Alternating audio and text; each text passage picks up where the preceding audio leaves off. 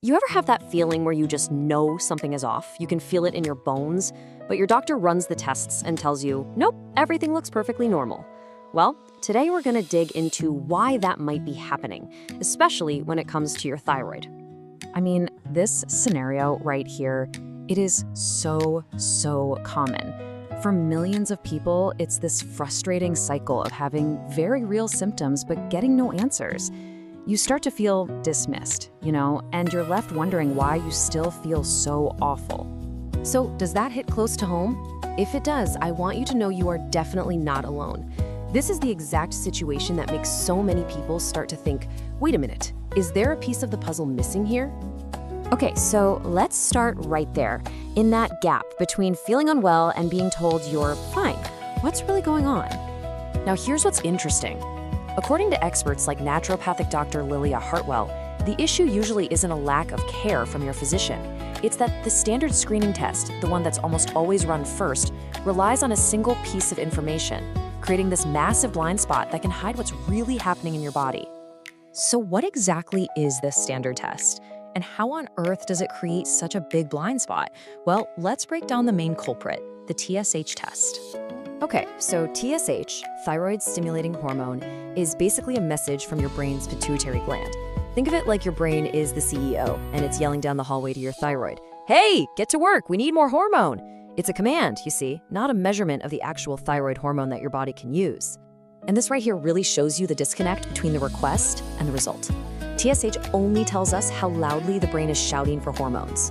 It tells us absolutely nothing about whether the thyroid actually did the work or if your body can even use the hormones it made. It's a huge distinction. And this is really the core of Dr. Hartwell's whole perspective.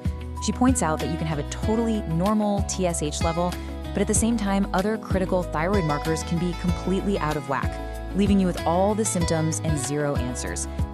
So if the TSH test is just chapter 1, what does the rest of the book look like? What other tests do we need to get the full story? Dr. Hartwell argues that this is the absolute bare minimum for any real thyroid check. You need the TSH to see the brain signal, of course, but you also need free T4 to see what the thyroid is actually producing, and free T3 to see what your cells can actually use for energy. That's the one that really matters for how you feel.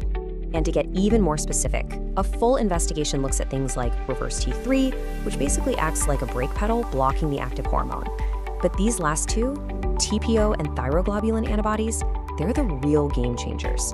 These tests check to see if your own immune system is attacking your thyroid. Now, let's look at how this helps us finally understand the root cause. Because testing for these antibodies isn't just about getting more data. It's about finding the why behind the entire problem. Get this, it's a staggering fact. The single most common reason for an underactive thyroid in the US is an autoimmune condition called Hashimoto's.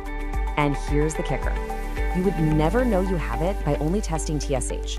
The root cause would stay completely hidden. So you see, hypothyroidism is the what. You have low hormones. But Hashimoto's is the why. Your immune system is on the attack. Just treating the hormone levels without doing anything about the immune attack, well, it's like constantly mopping up a flooded bathroom without ever turning off the overflowing sink. It just doesn't fix the real problem. Okay, so you get the problem now. The big question is, what can you actually do with this information to start getting the answers you deserve? For anyone already on a thyroid medication like levothyroxine, Dr. Hartwell points out that it's super important to consider these things. When you take your pill, what you eat around that time, and even other supplements you might be taking, they can all dramatically change whether your body's actually getting the dose it needs. And here it is. This is the empowering takeaway. This isn't about firing your doctor or being difficult. It's about being your own best advocate. It's about seeking more information and asking for a more thorough investigation when your body is screaming at you that fine just isn't cutting it. At the end of the day, all those symptoms you're feeling, that's a powerful signal from your body. And maybe, just maybe, the problem isn't the signal itself, but that the standard tests just aren't designed to listen. I stopped trying to find a doctor who would listen, and I did this instead. For years, I was doing everything right. Eating clean, exercising, getting 8 hours of sleep, but I was still exhausted, I had constant brain fog, and my hormones felt completely out of whack. Every doctor told me my labs were normal, and it was probably just stress. I was about to give up until I found Holistic Health. It's a free free AI wellness tool trained by functional medicine experts. I spent 5 minutes answering questions about everything: my symptoms, my sleep, my digestion, and it built me this. And this was the light bulb moment. It didn't just give me a list of problems, it connected the dots. It showed me how my gut health was likely impacting my hormones and how that was causing the fatigue and the brain fog. It even gave me a clear list of potential root causes, supplements to research, and even the specific lab tests to ask for. Its tip is secure. Over 77,000 people have used it, and it's 100% free to get your blueprint. If you feel like you're not being heard, start here. Understand your body first and then decide your next step.